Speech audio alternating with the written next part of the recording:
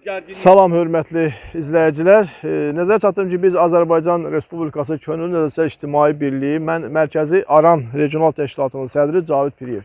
Bu gündən Göyçayın Çərəcə kəndindən bizə vətəndaş müraciət etmişdi ki, onun qapısına gedən işıq xətti, internet xətti düz demək olar ki, internet işıq xəttinin üzərində birləşibdir. Bax, gördüyünüz kimi birləşibdir. Bu da böyük bir təhlükədir.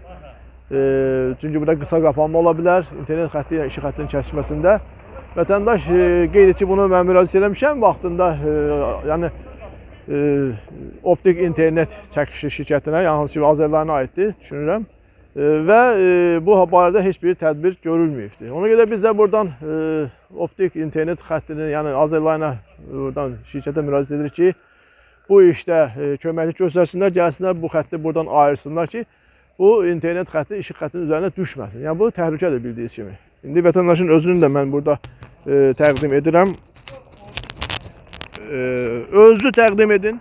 Ad familiyuz. Mustafayev Tapdıq Ədiloğlu. Şikayətiniz nədir? Şikayetim budur ki, internet faciə birləşib, təhlükəlidir. Xahiş edirik, bizə köməklik göstərib aradan qaldırır. Sizin bu məsələni biz ictimaiyyətləşdirək də, belədirmi?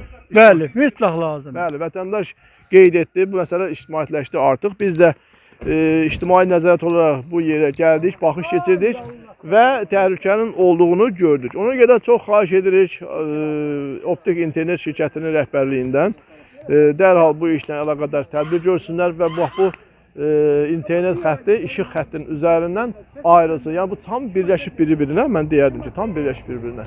Və bu da təhlükədir. Burada yanğın da ola bilər, qısa qapanma da ola bilər, insan həyatına təhlükə də ola bilər.